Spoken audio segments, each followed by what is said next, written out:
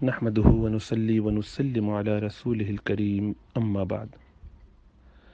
دین کے جتنے بھی کام کیے جاتے ہیں ان سب سے روحانی فائدے ہوتے ہیں۔ بہت ساری چیزیں جو دل کی بیماریاں کہلاتی ہیں ان کا علاج باقاعدہ کرنا پڑتا ہے۔ اکثر تو ان میں ایسی ہلکی پھلکی ہوتی ہیں کہ جس پر انسان بآسانی قابو پا لیتا ہے اور خود کوشش کرتا ہے، نماز روزہ کرتا ہے، دین سیکھتا سکھاتا ہے، قرآن پڑھتا ہے، ذکر اذکار تسبیحات کرتا ہے، خدمت خلق میں لگتا ہے، دعوت و تبلیغ میں لگتا ہے۔ جس طرح کے کام اس کو پسند ہے ان میں وہ لگ جاتا ہے اللہ کی رضا حاصل کرنے کے لیے، تو اس کا نکلنا، اس کی محنت کرنا، یہ سب چیزیں اس کو فائدہ پہنچاتی ہے۔ اور اکثر بیماریاں جو دل کی ہیں، گناہ ہیں، ظاہری ہوں یا باطنی ہوں، ان سے وہ چھٹکارا حاصل کر لیتا ہے۔ لیکن بہت سارے گناہ ایسے ہیں کہ جن کا علاج کرانا ضروری ہوتا ہے۔ یہ ایسے ہے جیسے کہ جسم میں ہلکی پھلکی خارش ہو جائے، تھوڑی الرجی ہو جائے، بخار کھانسی وغیرہ ہو جائے، ذرا قبض ہو جائے، پاؤں میں کہیں درد ہو، تو آدمی خود اپنے طور پر کوئی ٹوٹکے کر کے، کچھ تجرباتی طور پر کچھ دوائیں گھر میں موجود تھیں ان کا استعمال کر لیا، کچھ حکیمی کوئی جڑی بوٹی استعمال کر لی،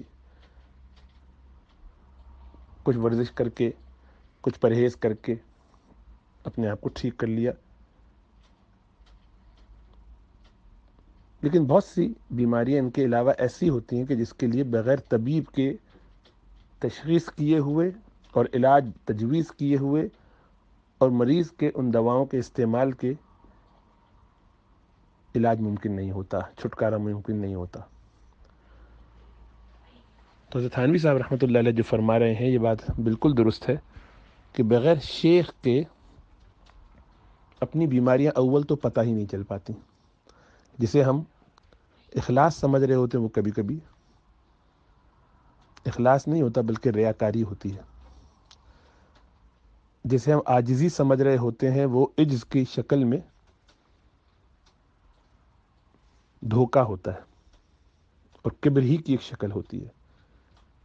کبھی غصہ کبر کی وجہ سے کیا جاتا ہے، کبھی دنیا پرستی کی وجہ سے گناہ ہوتے ہیں، حب جاہ اور حب باہ کی وجہ سے ہوتے ہیں۔ کبھی انسان کے اندر اشراف نفس ہوتا ہے، اس کو پتہ ہی نہیں چلتا، عجب ہوتا ہے وہ جانتا ہی نہیں، اور اس کی وجہ سے اس کے اعمال اکارت ہوتے جاتے ہیں۔ حسد کی بیماری میں مبتلا ہے، پتہ ہی نہیں چلتا۔ بغض و عناد لوگوں سے ذاتی غرض کی وجہ سے ہے، لیکن اس کو شیطان اور نفس یہ دکھاتا ہے کہ یہ اللہ کی وجہ سے ہے، چنانچہ وہ اس پر مصر رہتا ہے، اپنے سارے اعمال ضائع کر دیتا ہے۔ یہ علم بہت خاص ہے، اس کو سیکھنا پڑتا ہے، کوئی بھی سیکھ سکتا ہے۔ جیسے ڈاکٹر بننا ایک خاص علم ہے، اسی طریقے سے روحانی ڈاکٹر بننا، شیخ جسے کہتے ہیں، مینٹور جسے کہتے ہیں، مربی جسے کہتے ہیں، اس کا کام ان رذائل کو جاننا ہے۔ ایک مثال سے آپ کو سمجھ میں آئے گا۔ حضرت تھانوی صاحب رحمۃ اللہ علیہ کی مجلس میں ایک عالم دین تھے اور کئی علماء بھی تھے۔ کسی نے سوال کیا، جیسا کہ لوگوں کا معمول ہوتا ہے، ایک سوال کیا، حضرت نے اس کے جواب میں ان عالم صاحب کی طرف فرمایا کہ آپ اس کا جواب دے دیجئے۔ تو عالم عاجزی کا اظہار کرنے لگے، فرمایا کہ حضرت میں تو بڑا ہی کمزور اور جاہل اور کم علم ہوں کہ میری کیا مجال کہ میں اس کا جواب دوں آپ کی مجلس میں۔ تو حضرت نے اس کے جواب میں کہا کہ ہاں آپ نے درست کہا کہ آپ جاہل کم علم ہیں اور حقیر ہیں جیسے آپ نے کہا، چلیے میں ہی اس کا جواب دے دوں۔ پھر خود حضرت نے جواب دیا اس کا۔ پورا جواب دے دینے کے بعد مجلس جب ختم ہو گئی تو آپ نے ان صاحب کو روک لیا، ان کے مرید تھے، اور پوچھا کہ جب آپ سے میں نے کہا تھا سوال کا جواب دینے کے لیے تو آپ نے جواب دینے سے منع فرمایا اور ساتھ یہ بات کہی، میں نے بھی وہی بات کہی، تو آپ کو کیسا لگا؟ دل میں کیسا محسوس ہوا؟ کہنے لگے حضرت دل کو چوٹ لگی، افسوس ہوا کہ آپ نے سب کے سامنے مجھے مجلس میں حقیر، کم علم اور جاہل کہا۔ تو حضرت نے فرمایا کہ لیکن یہ تینوں چیزیں تو آپ نے بھی اپنے آپ کو کہی تھیں۔ اگر آپ واقعی آپ کا نفس اپنے آپ کو حقیر، جاہل اور کم علم سمجھ رہا ہوتا تو میرے کہنے سے آپ کو تکلیف نہیں ہونی چاہیے تھی، اور میں یہی جانچنا چاہتا تھا کہ آپ کا نفس آپ کو کس طرح شرارت کر رہا ہے اور پھسلا رہا ہے، بہلا رہا ہے اور خرابی میں ڈال رہا ہے۔ پھر انہوں نے وضاحت کی کہ اصل میں تو جب میں نے آپ سے سوال کرنے کا کہا تو آپ کا نفس یہ جان چکا تھا کہ اس مجلس میں اتنے علماء کے درمیان مجھے جواب دینے کو کہا گیا ہے، تو گویا میرے علم کی دھاک تو بیٹھی گئی سب پر۔ سب سمجھ گئے کہ اس مجلس میں جس کو جواب دینے کی اجازت دی جا رہی ہے، جہاں پہ علماء کا اتنا بڑا مجمع ہو، تو ایسا شخص یقیناً کوالیفائڈ ہے، علم میں بہت اونچا ہے، جبھی اس کو اجازت دی گئی ہے۔ تو اب نفس نے یہ تقاضا کیا کہ ساتھ ساتھ اپنے تقوی کا روب بھی لوگوں پر جھاڑ دے، اور وہ یہ کہ اپنے آپ کو عاجز دکھا۔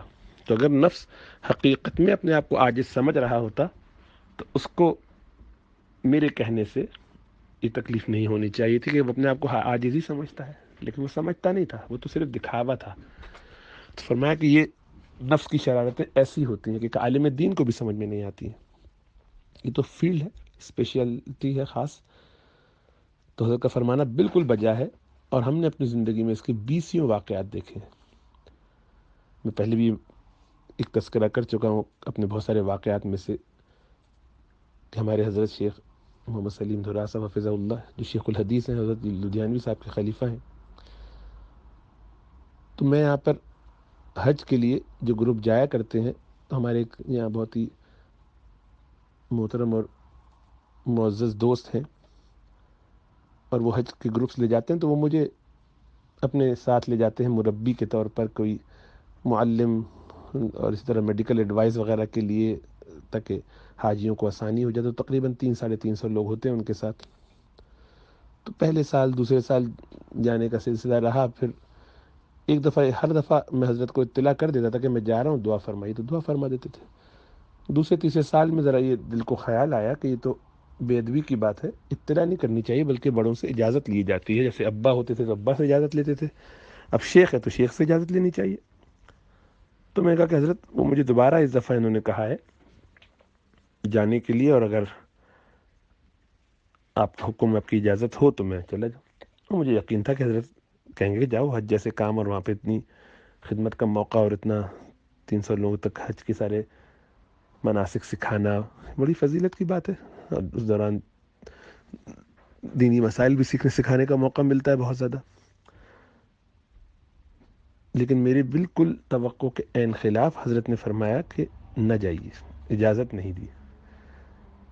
میرے تو رونگٹے کھڑے ہو گئے، میری تو حالت خراب ہے کہ یار لوگوں کو تو سب کو میں نے بتایا ہوا کہ میں جا رہا ہوں اور میں نہیں جاؤں، اور دوسرا یہ کہ میں مسجد میں مستقل حج کی کلاسز لے رہا تھا، پڑھا رہا تھا سب کو کہ بھئی حج پہ ایسے ایسے کرنا ہے سلسلہ۔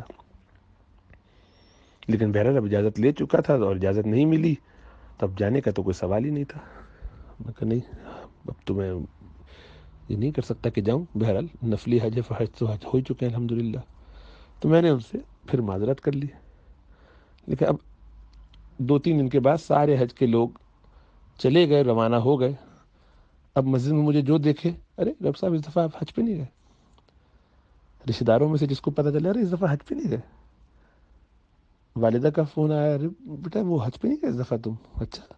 تو دل کو بڑی چوٹ لگی، بڑا غم ہوا کہ دیکھو میرا یہ ایک کئی سال سے سلسلہ چل رہا تھا، یہ رک گیا، نہیں جا سکا اس دفعہ، میں بڑی محرومی اور افسوس بھی ہوا۔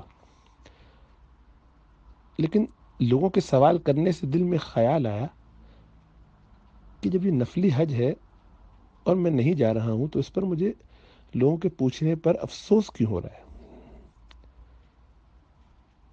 اگر اللہ کے لیے کرے تو اللہ کو تو پہلے سے معلوم ہے۔ تو مجھے سمجھ میں آیا کہ حضرت نے اصل میں اس لیے مجھے منع کیا کہ تم ذرا حج پہ جا تو رہے ہو اتنے سالوں سے، ذرا غور بھی کر لو کہ تمہاری نیت اس میں کیا ہوتی ہے، کیوں جا رہے ہو۔ اب ایک ریکارڈ بنانا دنیا کو پتہ چلے کہ ہر سال جاتے ہیں، اس کا شور مچے، لوگوں کو معلوم ہو، آس پاس والے کہیں واہ بھی کیا شان ہے، کیا بات ہے، کیا نصیب ہے، ہر دفعہ اللہ بلاتے ہیں، بڑے نیک آدمی ہیں۔ تو یہ سارے کام کرنے ہو تو ایسے حج کا تو کوئی فائدہ ہی نہیں ہے، تو خالص اللہ کے لیے نہ ہوا۔ یہ میرے دل میں بات آئی اور میں نے اس پر پھر توجہ کی، اور الحمدللہ میں سکون ہوا مجھے کہ نہیں، اچھا وہ نہیں کیا۔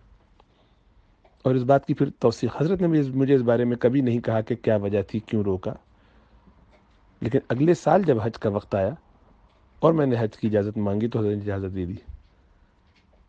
تو جیسی اجازت دی تو مجھے اپنی اس بات کی تصویب ہو گئی کہ یہی وجہ تھی، ورنہ وہ پہلے اجازت نہیں دی، اس سال کیوں اجازت دے دی، کون سا ایسا فرق آ گیا اس دوران میں۔ لیکن اس سے یہ ضرور فرق آ گیا کہ اب مجھے سمجھ میں آ گیا تبھی حج پہ جانے کی نیت کیا ہونی چاہیے، کیوں جائے آدمی، کس لیے جائے، لوگوں کے لیے نہیں بلکہ اللہ کے لیے۔ تو بعض اوقات اپنی نیتوں کا پتہ نہیں چلتا۔ اللہ ہم سب پر اپنا کرم فرمائے۔